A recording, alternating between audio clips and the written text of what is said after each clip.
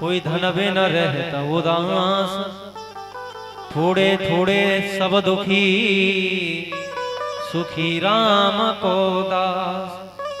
सुखी तो परम केवल वही है जो भगवान का दास है, जो भगवान की भक्ति में है, वही सबसे बड़ा सुखी है। परंतु जिस प्रकार शंकर जी राम जी के गुणानुवाद करते हैं, राम जी के चरणों का ध्यान करते हैं, ऐसे ही हमें भी शांत मन होकर के भगवान का चिंतन करना चाहिए।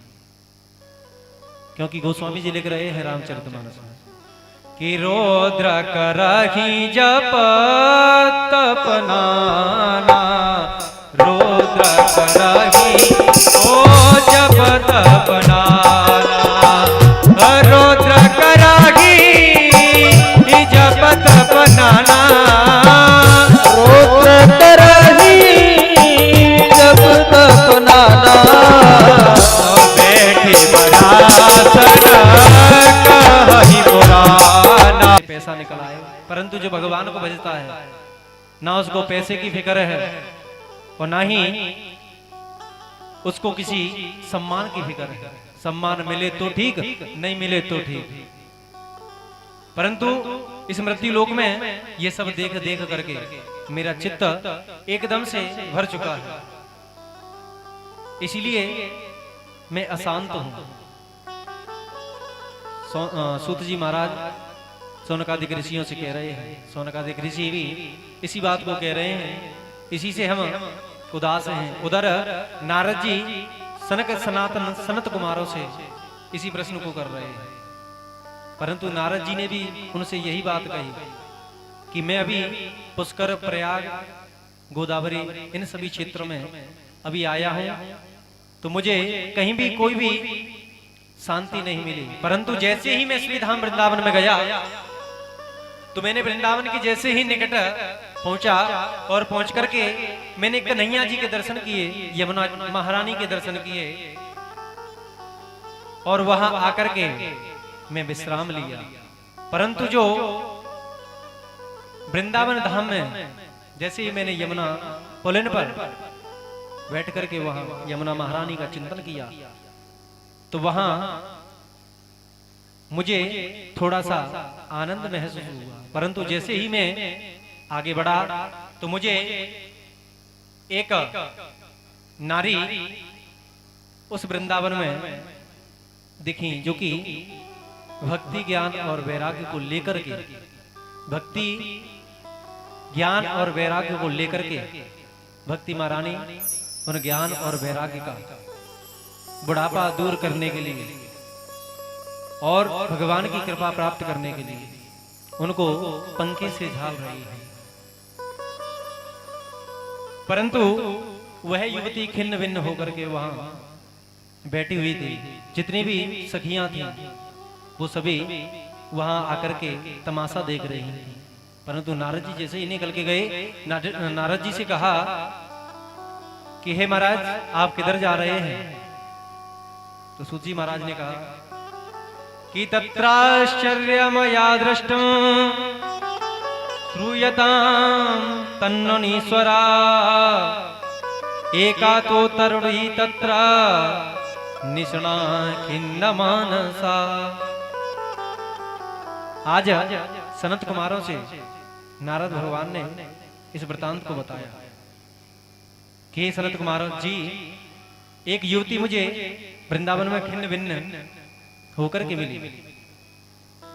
वह अपने आंखों से अश्रु प्रवाह कर रही थी। वह दो युवकों को अपने साथ में अपने सामने मूर्छित अवस्था में रखे हुई थी। उनको पड़े देख करके मुझे बड़े ही करुणामयी उन पर बड़ा ही मुझे दया आई और आकर के उस युवती से मैंने कहा कि ये आपके पास कौन है? तो युवती ने कहा ये ज्ञान और वैराग्य है। तो महाराज इनका बुढ़ापा दूर करने के लिए आप ऐसा कोई यज्ञ कीजिए जिससे कि इनका बुढ़ापा दूर हो सके, क्योंकि आप वृंदावन में चले जाना, वहां भक्ति का जितना सम्मान किया जाता है उतना ज्ञान का और बैरागी का नहीं किया जाता, क्योंकि बैरागी तो राधा रानी जी के भक्त जितने भी बैरागी हुए हैं वो वृंदावन की पावन धरा पर आप सभी को आज भी मिल जाएंगे। परंतु नारद जी ने उनको वेद वेदांत सुनाए, उनको गीताएं सुनाई, परंतु जैसे ही वो दो युवक खड़े होकर के पुनः उसी अवस्था में आकर के गिर पड़ते हैं। परंतु संतों का हृदय तो बड़ा ही कोमल होता है, क्योंकि गोस्वामी जी ने भी लिखा है कि संत हृदय नव नीत समाना, संत हृदय नव नीत समाना, कहाँ कब ये पर कज न जाना, कहाँ कभी न पर कहीं न जाना।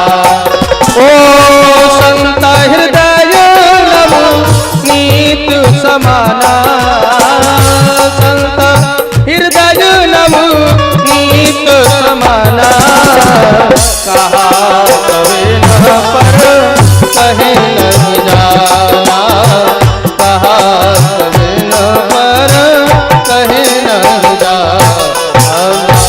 संतों का हृदय तो बड़ा ही कोमल होता है, बड़े ही वो तो कहते हैं कि गोस्वामी जी ने भी लिखा है कि संत हृदय नवनीत समाना, कहाँ कबही पर कहीं न जाना।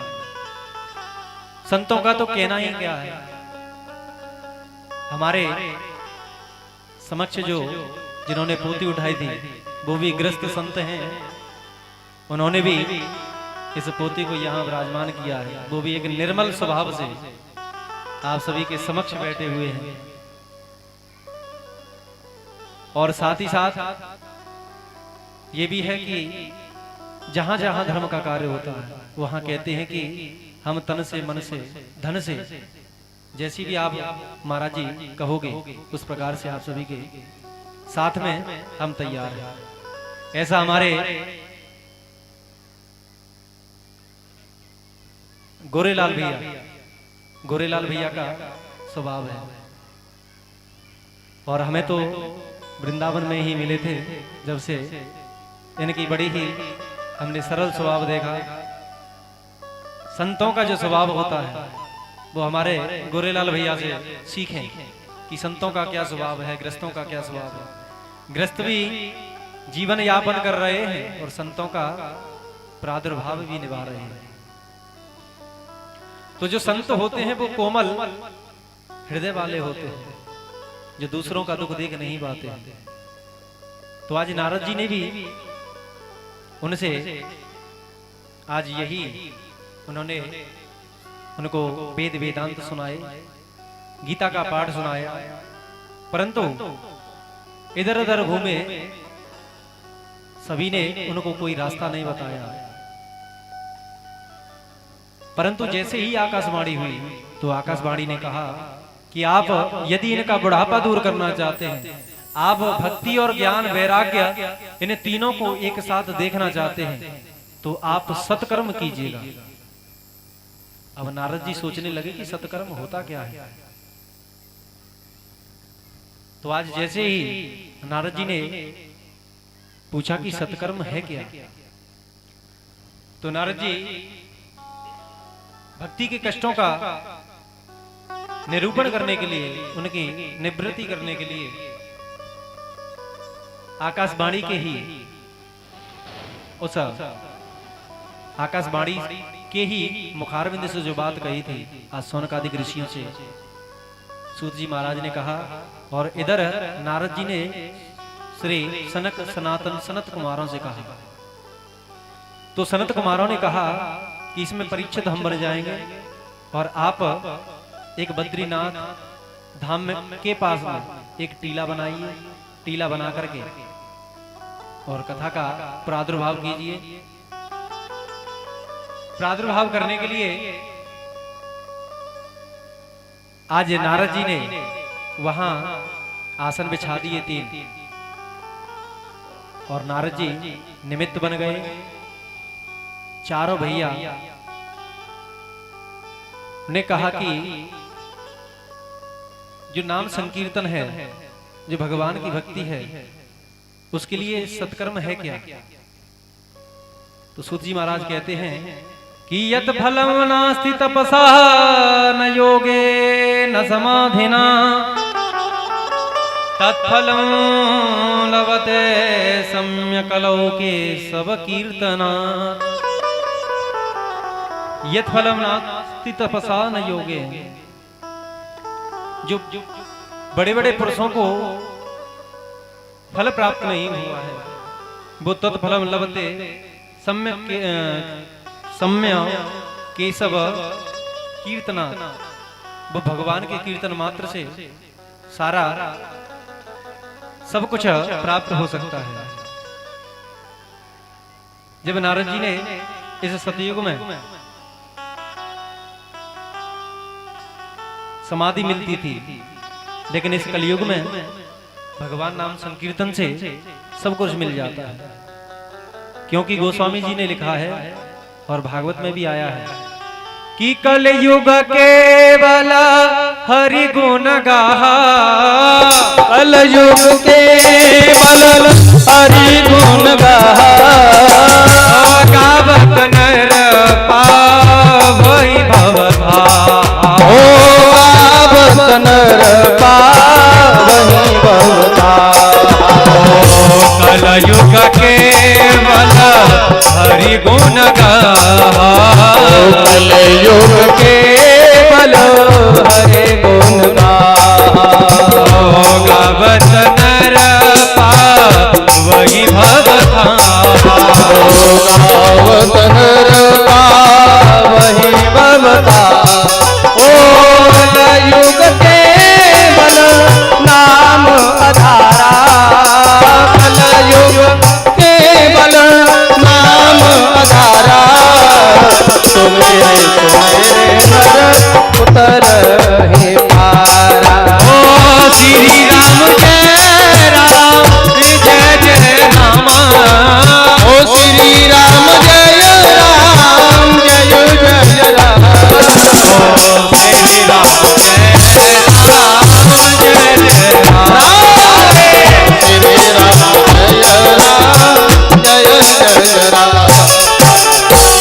इस कलयुग में भगवान के नाम संकीर्तन से सारे यत्र तत्र पाप नष्ट हो जाते हैं, व्यक्ति के जीवन का कल्याण हो जाता है। जब लोगों के अंदर भक्ति रहनी बंद हो जाती है तो भगवान के प्रति उनकी आस्था भी खत्म हो जाती है। परंतु जो कलयुग में भगवान का नाम संकीर्तन उच्चारण करता है, भगवान के भक्ति को जानता है, भगवान के कथाओं को सुधाओं को सुनता है, उसके सारे पाप नष्ट हो जाते हैं। जब सुखदेव भगवान का ध्यान किया तो श्री सुध जी महाराज ने कहा कि आज सनत सनातन संत कुमारों ने कहा कि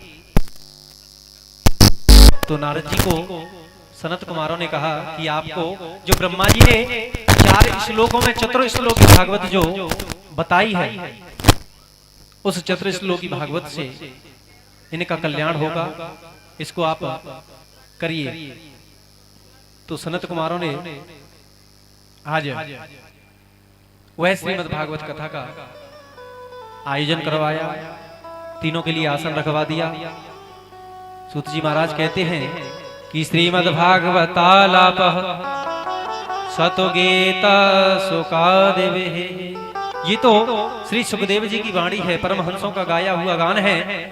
श्रीमद् भागवत रूपी ये तो औषधि है, क्योंकि जिस प्रकार एक टैबलेट से हमारा दर्द खत्म हो जाता है, ऐसे ही ये हमारा भौतिक जीवन है, हमारा ये पंच भौतिक शरीर है, जो 5 तत्व हैं, वो व्यक्ति के यहीं विलीन हो जाते हैं। परंतु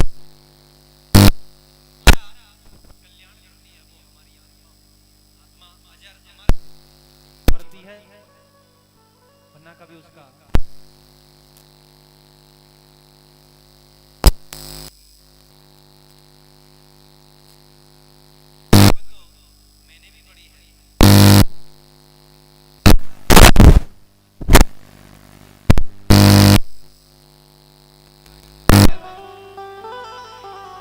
परंतु मैं जानता हूं कि जब वेद रूपी वृत्तांत से इन भक्ति का और ज्ञान का वैराग्य का कुछ नहीं हो पाया, तो इन चतुश्लोकी भागवत से क्या होगा। तो सनकादिक ऋषियों ने कहा कि हे नारद जी, जिस प्रकार एक आम का पेड़ होता है, जिस प्रकार एक सहतूत का पेड़ होता है, जिस प्रकार एक जामुन का पेड़ होता है, क्योंकि व्यक्ति फल की इच्छा करता है, तो फल यदि पेड़ काट करके फल मिल जाए तो वो फल हमको क्या आराम दे सकता है, परंतु उसकी जड़ में पानी डाल करके उसकी लताओं में जो फल आता है उसको खाया जाए तो वो हमको शांति प्रदान करता है। उसी प्रकार जितने भी वेद वेदांत हैं, जितने भी वेद शास्त्र हैं, जितनी भी गीता हैं, उन सभी का निचोड़ श्रीमद् भागवत रूपी कथा अमृत है, क्योंकि ये तो एक कल्प वृक्ष है। इसके सुनने मात्र से व्यक्ति का कल्याण हो जाता है, तो क्या भक्ति और ज्ञान वैराग्य का कल्याण नहीं होगा। तो सनकादिक ऋषियों ने आज नारद जी को समझाया, तो नारद जी की शंका दूर हो गई। शंका दूर हो गई तो ज्ञान और वैराग्य का बुढ़ापा दूर करने के लिए आज उन्होंने भागवत का आयोजन कराया। आयोजन करा करके सूत जी महाराज ने जब सौनकादिक ऋषियों से कहा कि सनक सनातन सनंदन सनत कुमारों ने जब कहा कि व्यक्ति के भाग्य में ये धार्मिक अनुष्ठान, धार्मिक प्रोग्राम बहुत कम सुनने के लिए मिलते हैं। कम मिलते हैं?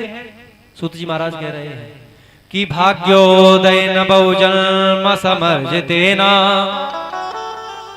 सत्संगम च लभते पुरुषो यदा वै अज्ञान हेतु कृतमोह मदांधकारनाशं विधाय हि तदोदयते विवेकः। भाग्योदयेन बहुजन्म समर्जितेन सत्संगम च लभते पुरुषो यदा वै अज्ञान हेतु कृतमोह मदांधनाशं विधाय हि तदोदयते विवेकः। विवेक कहते हैं बुद्धि से। व्यक्ति के अंदर जब विवेक आता है, जब भाग्योदयन बहुजन्म समर्जितेन, व्यक्ति के न जाने पूर्व जन्म के न जाने कौन से पुण्य उदय होते हैं, न जाने भगवान की कैसी महती कृपा होती है, जब ऐसे अनुष्ठान, ऐसे सत्संगम च लभते पुरुषो यदा वै, ऐसे सत्संग महापुरुषों की कृपा से, भगवान की कृपा से अज्ञान हेतु कृता मोह, मोह को त्याग करके ऐसे धार्मिक अनुष्ठान होते हैं। क्योंकि कथा भागवत या धर्म का कार्य होता है तो उसमें भैया पैसा खर्च होता है। यदि मोह बना रहेगा तो हम धार्मिक अनुष्ठान नहीं कर पाएंगे, और मोह को त्याग करके भगवान की भक्ति में लग जाएंगे। तो कहते हैं कि धर्म में भगवान स्वयं ठाकुर जी महाराज तन मन धन से स्वयं आते हैं, क्योंकि न जाने भक्त के रूप में आ जाएं, न जाने कन्या के रूप में आ जाएं, भगवान न जाने किसके रूप में आ जाएं। ऐसा भगवान का ये ग्रंथ है, ये बड़े ही भाग्यों से मिलता है। और जिसकी अभिलाषा होती है, जिसका भाग्य होता है, वही इस कथा को, भागवत को सुन पाता है। नहीं तो तमाम व्यक्ति जितने घमंड में डूबे होते हैं, वो सभी अपने घरों में कोई कूलर पंखा लगा करके बैठा हुआ, लेकिन इस कथा पांडाल में आकर के यदि भगवान की भक्ति को जो सुन लेता है, ना उसको कूलर की जरूरत है, ना पंखे की जरूरत है, क्योंकि वो भगवानमय हो जाता है, और जो भगवानमय हो गया उसको किसी कूलर पंखे की जरूरत नहीं है, उसको भगवान की जरूरत है। क्योंकि गोस्वामी जी ने भी लिखा है कि बिनो सत्संग विवेक न होई, बिनु सत्संग विवेक न होई, राम कृपा बिनो सुलभ न सोई। ओ राम कृपा बिनु सुलभ न सोई। आवत एहि सर अति कठिनाए, ओ आवत एहि सर अति कठिनाई। राम कृपा बिनु आए न जाई, ओ राम कृपा बिनु आए न जाई। बिनु सत्संग विवेक न होई, राम कृपा बिनु सुलभ न सोई। ओ राम कृपा बिनु सुलभ न सोई।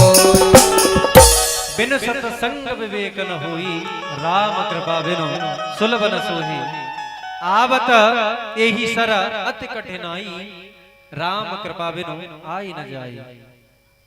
बिनु सत्संग विवेक न होई, बिना सत्संग के विवेक कभी अपने अंदर उत्पन्न नहीं हो सकता है। राम कृपा बिनु सुलभ न जाए, सुलभ न सोई। क्योंकि भगवान की असीम अनुकंपा होती है, भगवान का आशीर्वाद होता है जब ऐसी कथा सुधा सुनने के लिए मिलती है। आवत यही सर अति कठिनाई, और धार्मिक चीज में तो कठिनाई आती है, लेकिन एक बार धार्मिक चीज भगवान अपना रूप दिखा दें तो राम कृपा बिनु आई न जाए। उसमें राम की कृपा और भगवती की कृपा स्वयं अपना ही सूक्ष्म रूप लेकर के और आकर के अपने ही समक्ष विराजमान हो जाती है। क्योंकि भगवान की कृपा एक चुम्बकमयी है।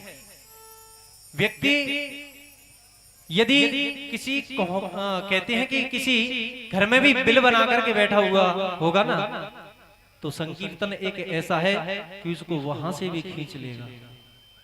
सत्संग में वो सकती है, क्योंकि कथा को तो पिया जाता है, सुना जाता है, और जिसने सुन लिया, जिसने अपने मन में इसको बिठा लिया,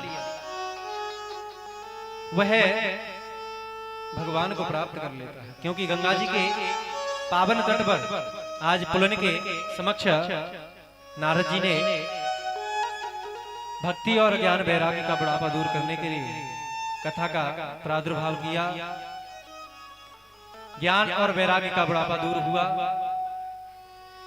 ज्ञान और वैराग्य का बुढ़ापा दूर हुआ, तो ज्ञान और वैराग्य के मन में भक्ति उत्पन्न हो गई। सूत जी महाराज के समक्ष जितने भी शौनक आदि के 88,000 ऋषि बैठे थे, उन सभी के अंदर भगवान की भक्ति प्रकट हो गई, और ताता थैया करते हुए भगवान का नाम संकीर्तन करते हुए सनक सनातन सनंद कुमार चारों भैया आज भागवत की महिमा का मधुर कंठ से गायन कर रहे हैं। उसी क्षण आज अलौकिक दृश्य में श्री नारायण भगवान सभी के समक्ष प्रकट हो गए और कीर्तन होने लगा।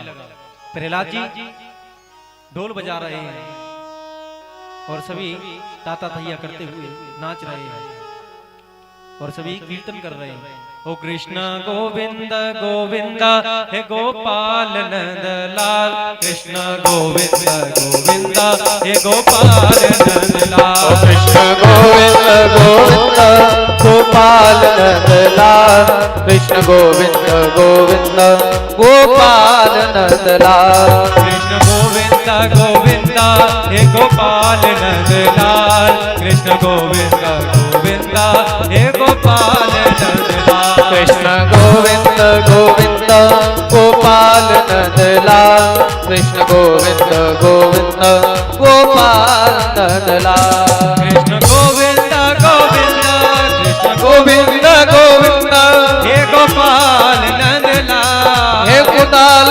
नंदलाल कृष्ण गोविंद गोविंद हे गोपाल नंदलाल ओ कृष्ण गोविंद गोविंद गोपाल नंदलाल कृष्ण गोविंद गोविंद गोपाल नंदलाल कृष्ण गोविंद गोविंद हे गोपाल नंदलाल कृष्ण गोविंद गोविंद हे गोपाल गोपाल नंदलाल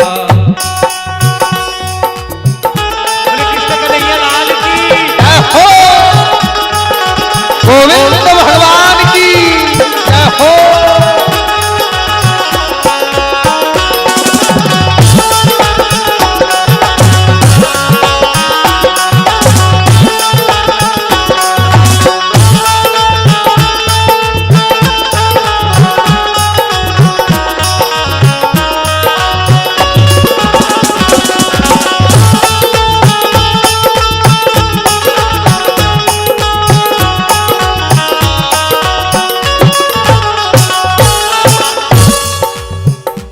ओ प्रभु आन पधारो मेरे कीर्तन में भगवान पधारो मेरे कीर्तन में ओ तेरी आस लगी है मुझको कीर्तन में तेरी आस लगी है मुझको कीर्तन में ओ कृष्ण गोविंदा तू आ जाना तो गोविंदा तू आ जाना तेरे भक्त तुझे को पुकारे हो भक्त तुझे को पुकारे भक्त तुझे पुकारे ओ कृष्ण गोविंद गोविंद हे गोपाल नंदलाल कृष्ण गोविंद गोविंद गोपाल नंदलाल गोविंद गोविंद हे गोपाल नंदलाल कृष्ण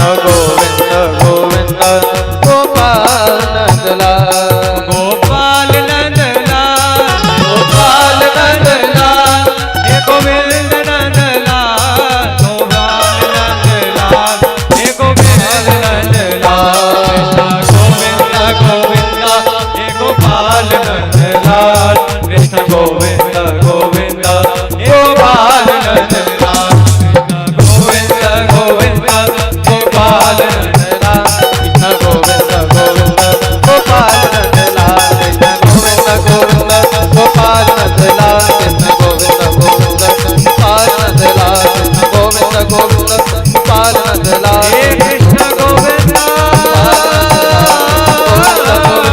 गोपाल हे नंदलाल प्यारे भोला गोविंद गोविंद गोपाल नंदलाल गोविंद गोविंद गोपाल नंदलाल गोविंद गोविंद गोपाल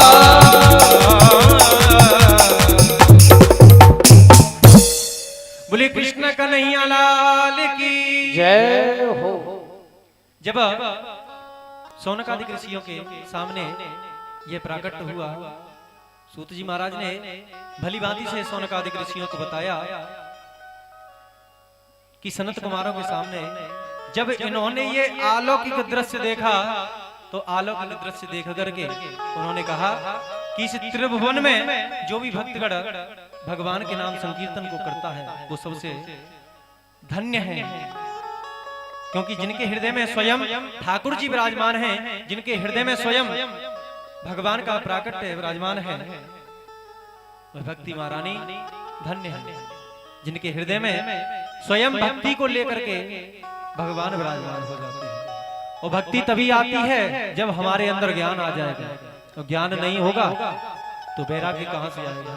और यही हमको श्रीमद् भागवत कथा रूपी अमृत यही सिखाती है, कथा यही सिखाती है। ये पोती नहीं है, ये भगवान की मंगलमयी ग्रंथ है। इसको जो भी भक्तगण सुनता है एवं इसका मनन करता है, उसके सारे पाप ताप नष्ट हो जाते हैं। जब सूत जी महाराज से सौनकादिक ऋषियों ने कहा कि हे महाराज, जब ये भक्ति और ज्ञान वैराग्य का बुढ़ापा दूर हो गया तो क्या इससे इस कलिकाल में और कोई भी तरफ पाया है? तो नारद जी ने ये प्रश्न किया सनत कुमारों से। तो सनत कुमार बोले हाँ बिल्कुल। तो नारद जी बोले कि ऐसा कभी संभव हुआ है क्या कि कोई किसी को प्रणाम करे और उसको आशीर्वाद ना मिले? सनकादिक ऋषियों ने कहा कि हाँ ये तो सही है। नारद जी ने कहा कि सही बात बोल रहे हैं आप, क्योंकि इसका इतिहास गवाह है कि जिसने आशीर्वाद दिया है उसने भरपूर आशीर्वाद दिया है। परंतु सूत जी महाराज कह रहे हैं कि अत्र ते कीर्तयश्याम इतिहासं पुरातनं यस्य श्रवणमात्रेण पापहानि प्रजायते। एक बार तुंगभद्रा नाम नदी के किनारे एक ब्राह्मण आत्मदेव नाम के रहते थे।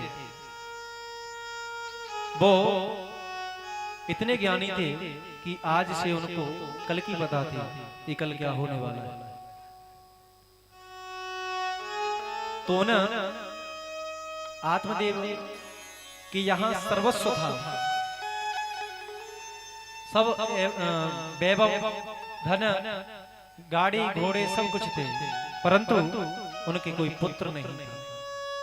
बस पुत्र की वेलना में आत्मदेव व्याकुल होते रहते थे।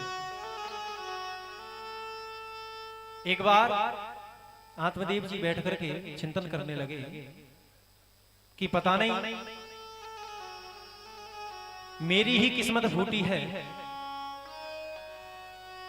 कि ये तुलसी का बिरवा जो मेरे आंगन में लगा है ये कभी हरा ही नहीं होता। जो मेरी गाय है इसने कभी बछड़ा नहीं दिया और मेरे भी कोई पुत्र नहीं है। मैं कितना अभागन हूं कि परमात्मा की भक्ति में मैं संलग्न होके भी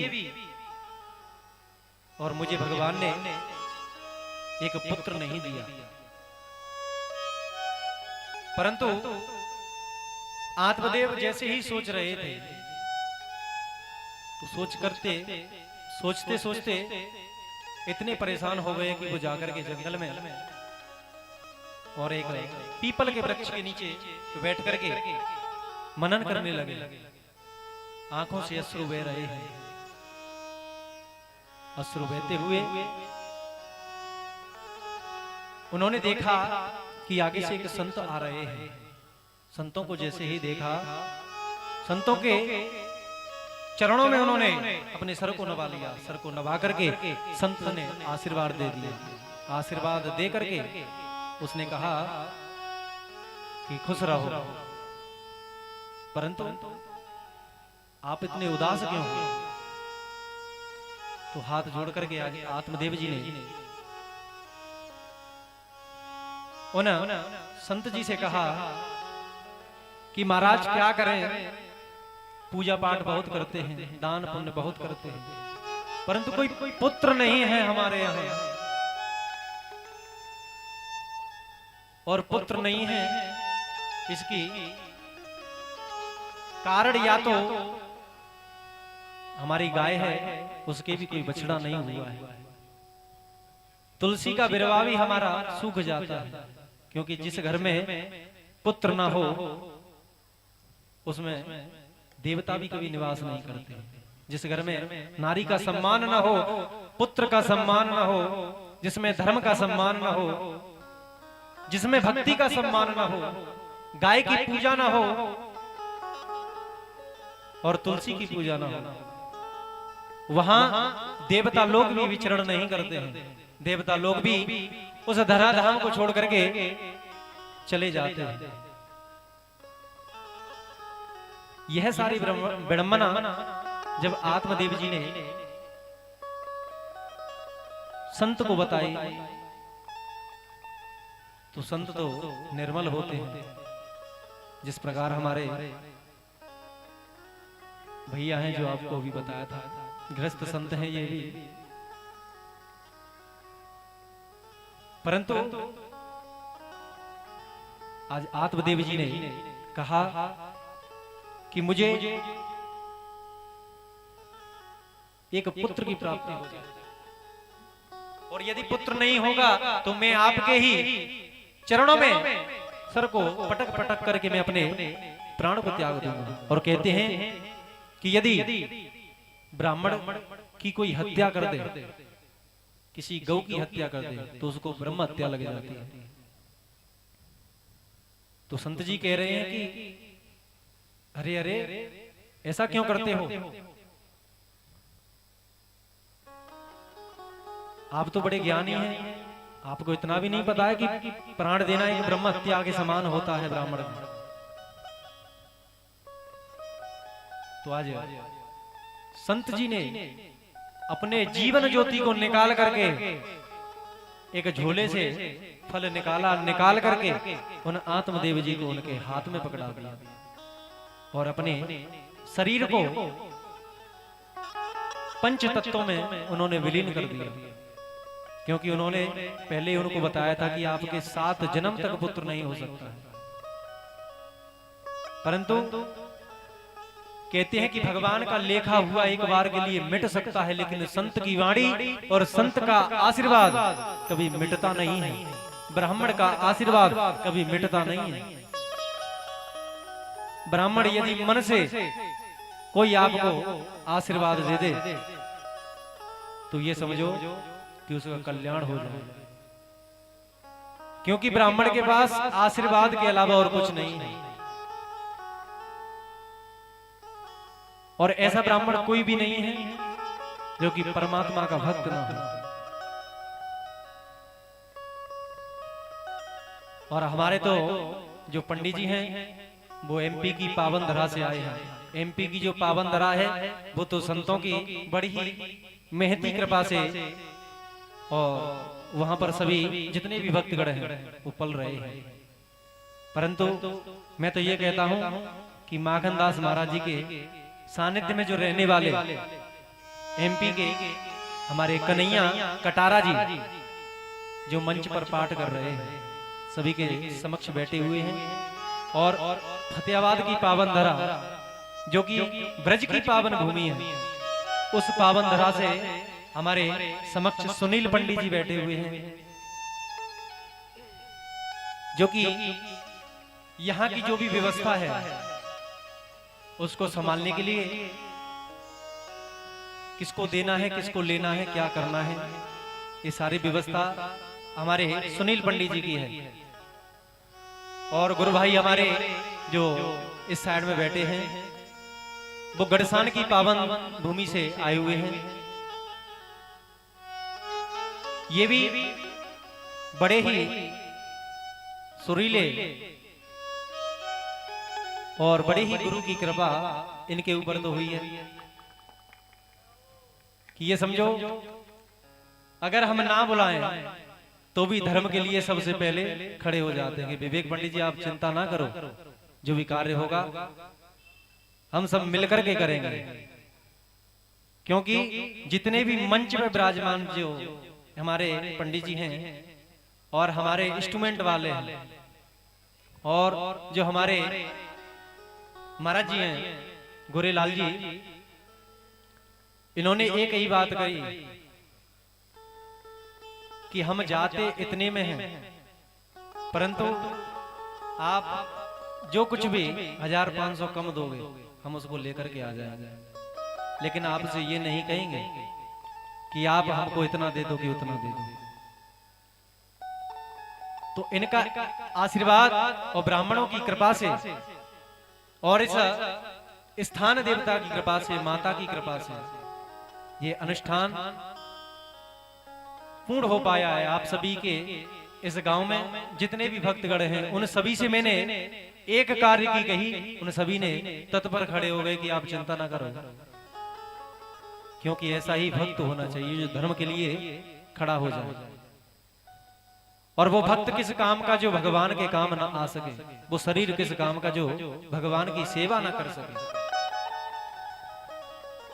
जब संतों का ये भाव होता है कि दूसरे के प्रति सेवा भाव, वो कहते हैं कि जो दूसरे के प्रति सोचता है, क्योंकि कर्म प्रदान विश्व चिरागा, जो जैसा कर्म करता है व्यक्ति उसको फल वैसा ही देता है।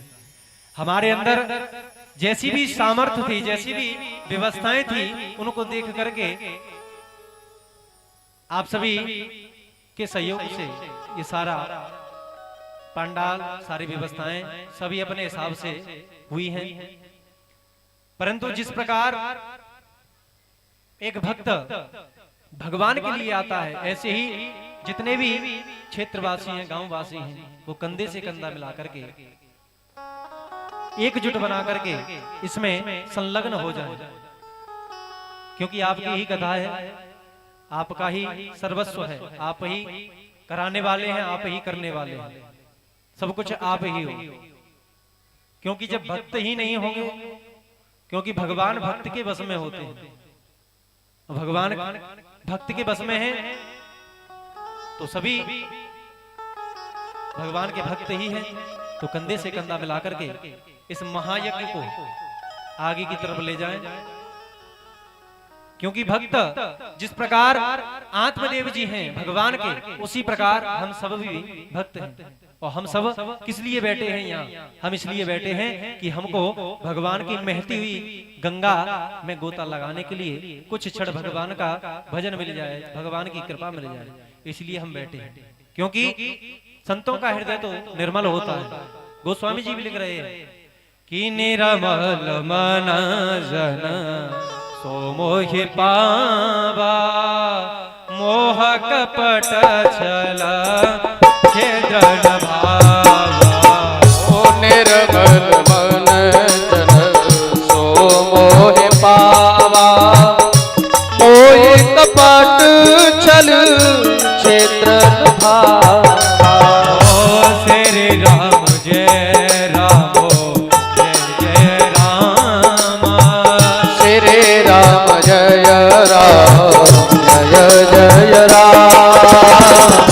श्री राम जय राम जय जय राम। श्री राम जय राम जय जय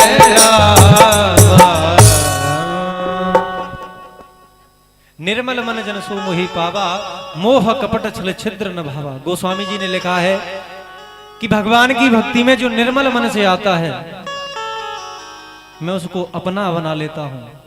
मोह कपट छल छिद्र न भावा, मुझे छल छिद्र कपट की जरूरत नहीं है, किसी के अहंकार की जरूरत नहीं है, किसी के पैसे की जरूरत नहीं है। जो तन से आ गया, मन से आ गया, और जो तन से मन से आ गया तो धन तो अपने आप आ जाएगा। क्योंकि जहां व्यक्ति प्रेम से एकजुट होकर के आ जाते हैं, तो वहां स्वयं कहते हैं कि जहां प्रेम होता है वहां राधा रानी और कृष्ण भगवान स्वयं अपने ही रूप में आकर के उस व्यवस्था को सफल बनाते हैं। मोह कपट छल छिद्र न भावा। उसी प्रकार भगवान कहते हैं कि मुझे न किसी से मोह है, न कपट है, न छल है, न छिद्र है। और जिस व्यक्ति के अंदर छल है, छिद्र है, और जिसके अंदर कपट है, वो भगवान की कभी प्राप्ति नहीं कर सकता है, भगवान के कभी चरणों का आश्रय प्रदान नहीं कर पाता है। क्योंकि भगवान को बनावटी बातें पसंद नहीं है। आजकल के कलयुग में बोल कुछ रहे हैं, कर कुछ रहे हैं।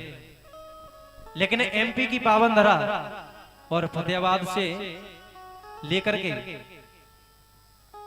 फतेहाबाद से जितना भी बाह क्षेत्र है, वहां यदि जो बात बोल दी वो बात बोल दी, चाहे बेशक जवान कट जाए, और जवान कट जाए चाहे नार कट जाए, लेकिन जो होना है वो होना है। और हमारे इंस्ट्रूमेंट वाले भी ऐसे हैं कि जो बोल दिया वो बोल दिया।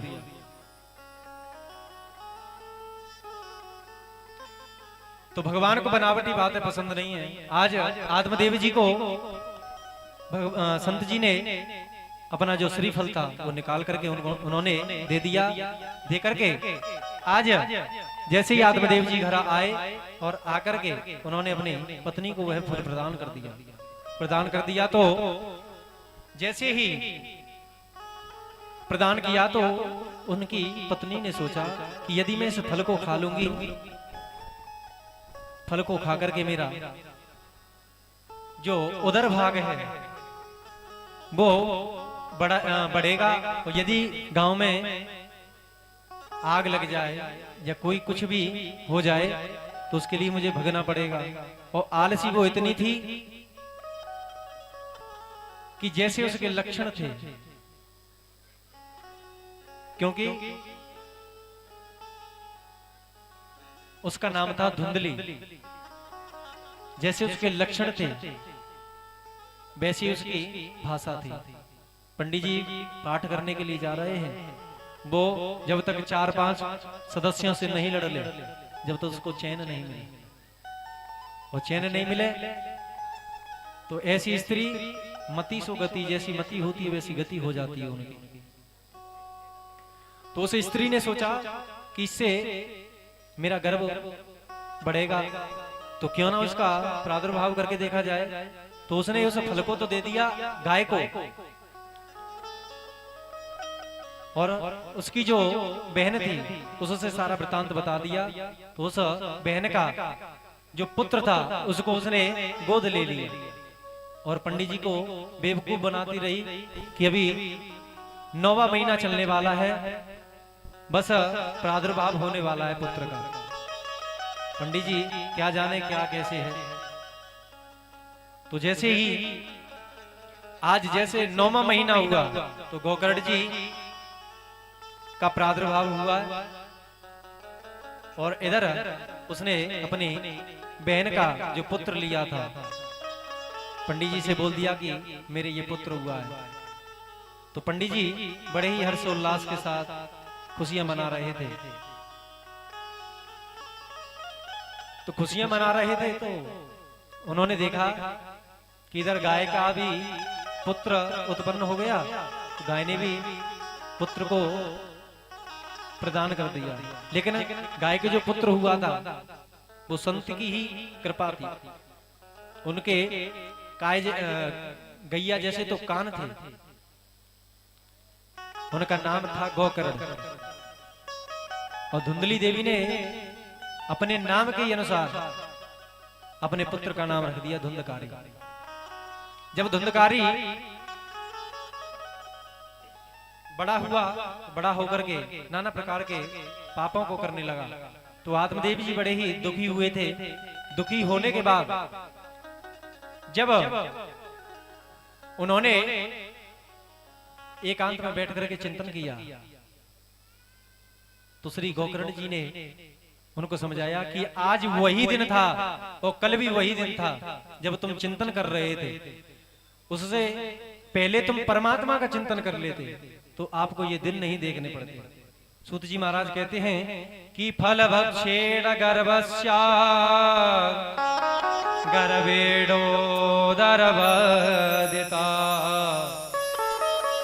स्वल्प भक्षणं तदो सक्ते गृह कार्य कथं भवे कियत् कालेन तत्तो जातो तरुणो तनया भुवो गोकर्णो पंडितो ज्ञानी धुंधकारी महाखल। आज गोकर्ण जी बड़े ही ज्ञानी हुए और धुंधकारी एक महान खल बन गया। जो 7 गांठ का बांस इस मंच के पास गाड़ा जाता है, जो समक्ष आप सभी देख रहे हैं, 7 गांठ का बांस इसीलिए गाड़ा जाता है कि जितने भी हमारे पितृ हैं जो नाना प्रकार की योनियों में चले गए हैं, वो अपने सूक्ष्म रूप को लेकर के इस हरे बांस की ग्रंथि में आकर के विराजमान हो जाते हैं। क्योंकि जो प्रेत होते हैं, प्रेत कभी आसन पर टिक नहीं सकते हैं, और जो आसन पर टिक नहीं सकते हैं उनको या तो किसी ग्रंथि में बांधा जाता है और या उनको किसी नारियल के रूप में बांधा जाता है। तो जितने भी जो धुंधकारी तो महान खल बन गया और गोकर्ण जी एक ज्ञानी बन गए। तो आज गोकर्ण जी आत्मदेव को उपदेश बता रहे हैं कि इससे पहले का जो आपने सोचा था, पहले की जो विडंबना थी, यदि उस बात को पहले आप समझ लेते तो आपको ये दिन नहीं देखना पड़ता। तो जो धुंधकारी था उसने नाना प्रकार के कुकर्मों को किया, अपने पिता को घर से भगा दिया। गोकर्ण जी सन्यास लेकर के बद्रीनाथ गंगा जी के तट पर चले गए। अपनी माता को उसने पीट पीट करके सारा धन हड़प लेकर के माता से कहा जो भी धन है और निकालो, परंतु माता ने रात में एक कुएं में जाकर के आत्महत्या कर ली। परंतु कहते हैं ये संसार दुख का मेला है, इसमें आया है अकेला और जाएगा भी अकेला है। कि दुख से मत घबरा रे पंछी, ये जग दुख का मेला है। चाहे भीड़ बहुत अंबर पर, उड़ना तुझे अकेला है, तुझे अकेला है। ओ दुख से मत घबरा रे पंछी, से मत घबरा रे पंछी, ये जग दुख का मेला है। चाहे भीड़ बहुत अंबर पर, उड़ना तुझे अकेला है, उड़ना तुझे अकेला है।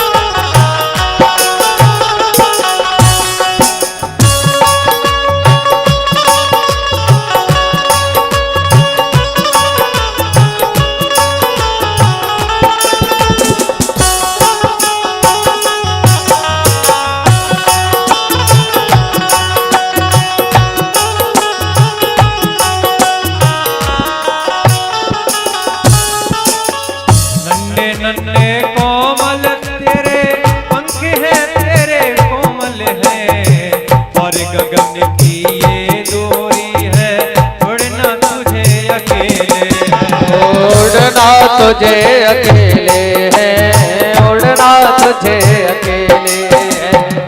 मन की अभिलाषा पूरी, मन की अभिलाषा पूरी, उसका नाम अमर है जग में। जिसने संकट झेला उसने, चाहे भीड़ बहुत अंबर पर, उड़ना तुझे अकेला है। ओ चाहे भीड़ बहुत अंबर पर, उड़ना तुझे अकेला है। चाहे भीड़ बहुत अंबर पर, उड़ना तुझे अकेला है, उड़ना तुझे अकेला है।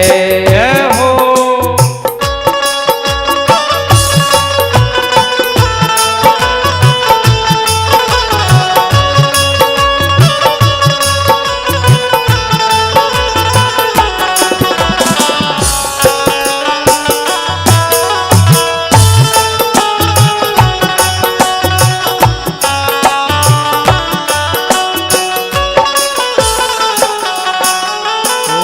चतुर सिखारी ने रखा है जाल बिछा के पग पग पर। हंस मत जाना भूल के पगले, पछताएगा जीवन भर, पछताएगा जीवन भर, हाँ पछताएगा जीवन भर। लोभ के दाने में मत पड़ना, बड़े समझ का खेला है। चाहे भीड़ बड़े अंबर पर, उड़ना तुझे अकेला है, छोड़ना तुझे अकेला है। छोड़ना तुझे अकेला है, दुख से मत घबरा रे बंशी, ये जग दुख का मेला है। चाहे भीड़ पड़े अंबर पर, छोड़ना तुझे अकेला है। चाहे भीड़ पड़े अंबर पर, छोड़ना तुझे अकेला है। छोड़ना तुझे अकेला है, हाँ उड़ना तुझे अकेला है, उड़ना तुझे अकेला है। बोलिए सच्चिदानंद भगवान की जय हो। सूत जी महाराज कहते हैं कि आज गोकर्णी जैसे ही और अपने गांव में आए, गांव में आकर के उन्होंने देखा कि आत्मदेव जी ने संन्यास ग्रहण कर लिया है, वो अपने घर को छोड़ करके चले गए हैं। परंतु जैसे ही उन्होंने सोचा कि आत्मदेव जी के घर में विराजमान हो जाएंगे, परंतु गोकर्ण जी ने ही बड़े ही प्रादुर्भाव से रात्रि के समय में आत्मदेव जी के यहाँ विश्राम किया। सूत जी महाराज कहते हैं कि अहम भ्राता तदुयोस्मि द्वंद्वकारे ते नामतः स्वकाये नैव दोषेण ब्रह्मत्वं नास्तितं मया।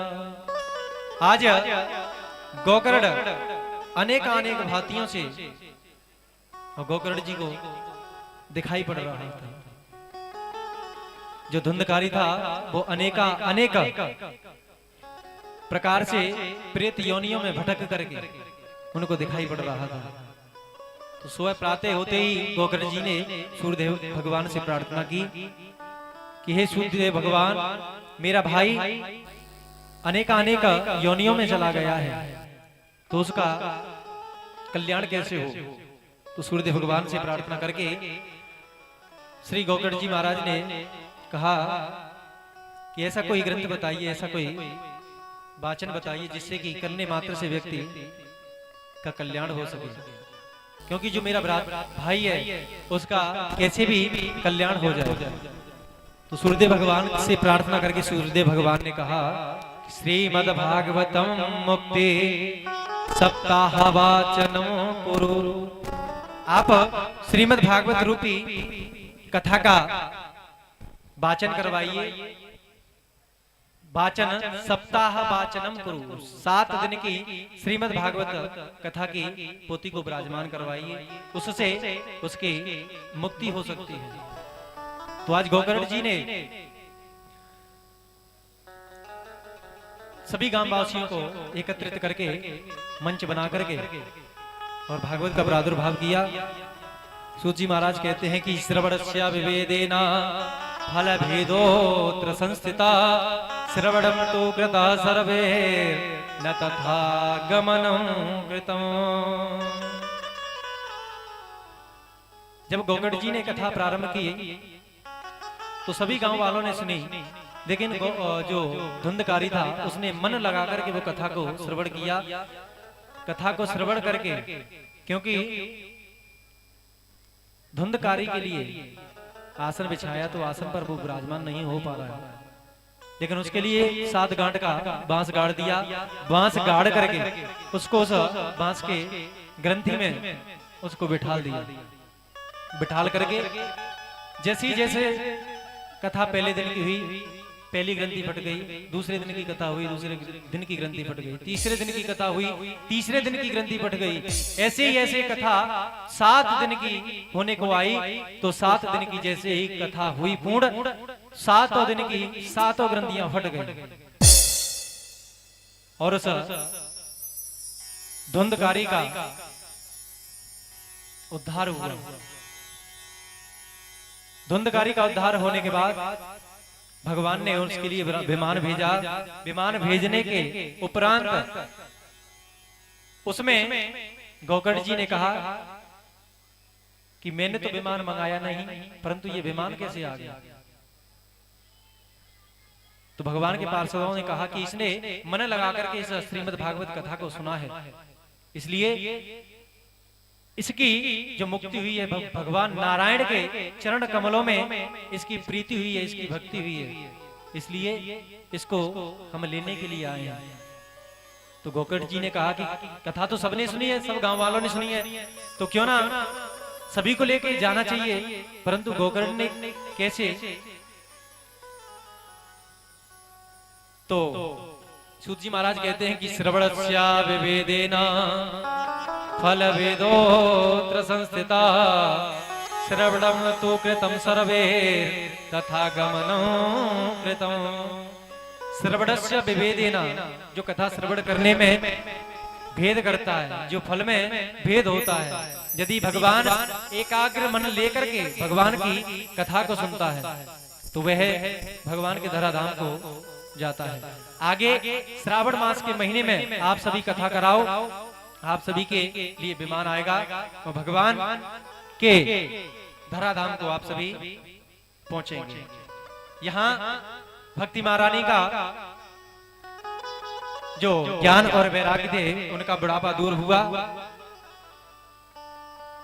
और धुंधकारी की मुक्ति हुई। तो आज का एक भजन के साथ यही विराम। कल की कथा आप सभी ठीक समय से आवे, ठीक 12 बजे से कथा प्रारंभ है, 12 से 5, तो सभी आवे। तो आकर के गोपाल गाले अपने जीवन की नैया को पार लगा ले, अपने जीवन की नैया को पार लगा ले। गोविंद गाले गोपाल गाले, गोपाल गाले राधे राधे राधे राधे राधे राधे, जय राधे राधे राधे राधे राधे राधे राधे, जय राधे राधे राधे राधे राधे राधे राधे राधे राधे राधे राधे राधे राधे राधे राधे राधे राधे कहने को है, राधे राधे राधे कहने की आदत सी हो गई। राधा रानी सरकार की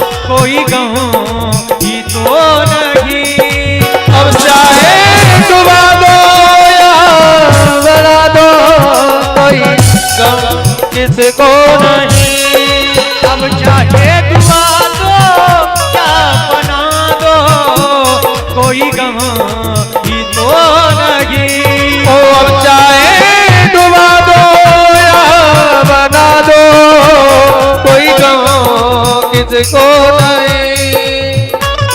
ओ हम तो तेरे नाम, ओ हो तो तेरे नाम को कहने की आदत सी हो गई।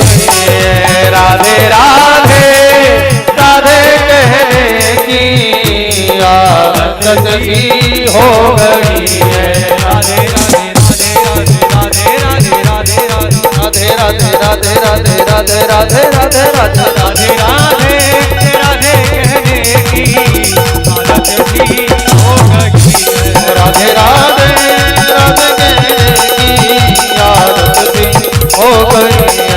राधे राधे आदत मेरे की आदत सी हो गई है, आदत सी हो गई है, आदत सी हो गई है, आदत सी हो गई। बोली राधा रानी सरकार की जय हो, हमारी मैया की जय हो, लक्ष्मी नारायण भगवान की जय हो, हनुमान जी महाराज की जय हो, आज के आनंद की जय हो। नमः पार्वती पतये हर हर महादेव शंभो। सभी भक्तजन अपने अपने स्थान पर आरती के लिए खड़े हो जाएं।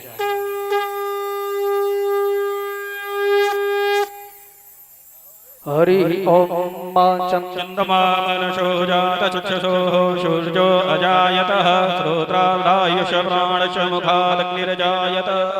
श्री भागवत भगवान की है आरती, पापियों को पाप से तारती। श्री भागवत भगवान की है आरती, पापियों को पाप से है तारती। श्री भागवत भगवान की है आरती, पापियों को पाप से है तारती। श्री भागवत भगवान की है आरती, पापियों को पाप से है तारती।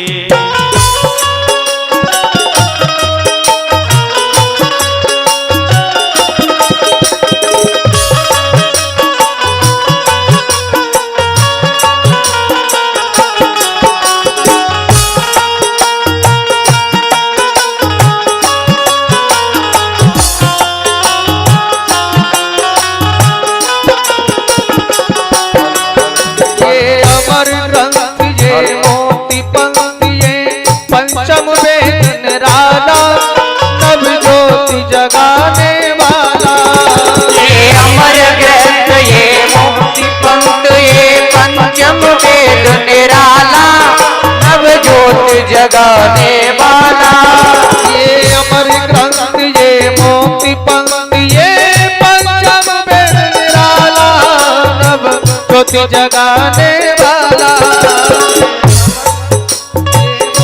पंथ ये पंचम वेद निराला, नव ज्योति जगाने वाला। ओ हरि नाम यही, हरि नाम यही, हरि नाम यही, हरि नाम यही, जग के मंगल की आरती, पापियों को पाप से है आरती। श्री भागवत भगवान की है आरती, पापियों को पाप से है तारती। भागवत भगवान की जय हो।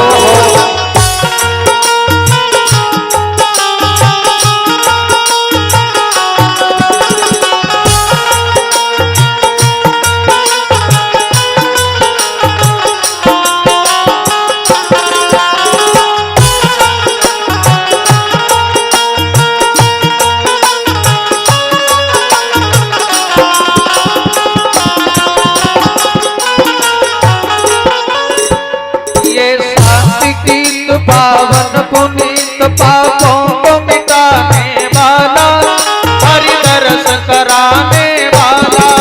ये संत गीत पावन पुनीत पापों को मिटाने वाला, हरि दर्श कराने वाला।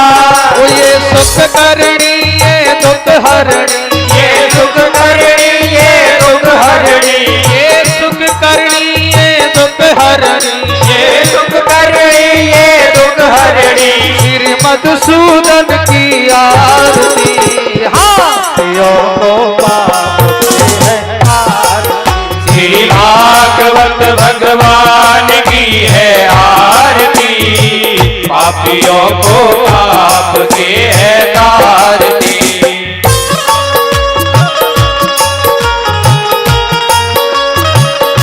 हमारी मैया की जय हो।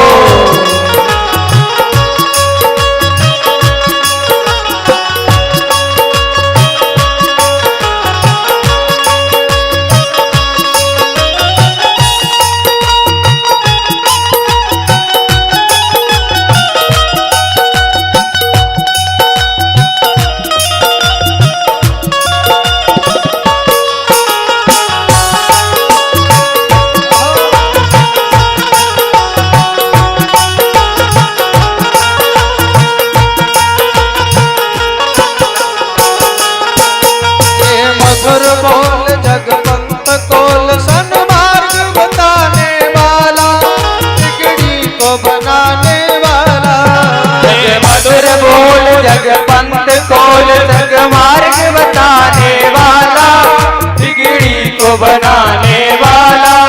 ये मधुर बोल जगपंत खोल सन्मार्ग बताने वाला, बिगड़ी को बनाने वाला। ये मधुर बोल जगपंथ खोल स्वर्ग मार्ग बताने वाला, बिगड़ी को बनाने वाला। श्री राम यही घनश्याम यही, श्री राम यही घनश्याम यही, श्री राम यही घनश्याम यही, श्री राम यही घनश्याम यही, की महिमा की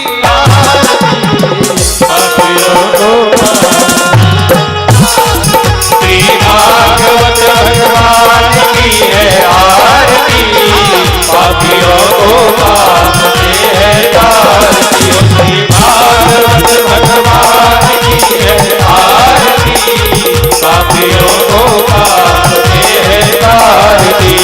कर्पूर गौरम करुणावतारम संसार सारम भुजगेन्द्रहारम सदा वसन्तं हृदयारविन्दे भवं भवानी सहितं नमामि। त्वमेव माता च पिता त्वमेव, त्वमेव बन्धु च सखा त्वमेव, त्वमेव वेद्या द्रविणं त्वमेव, त्वमेव सर्वं मम देव देव।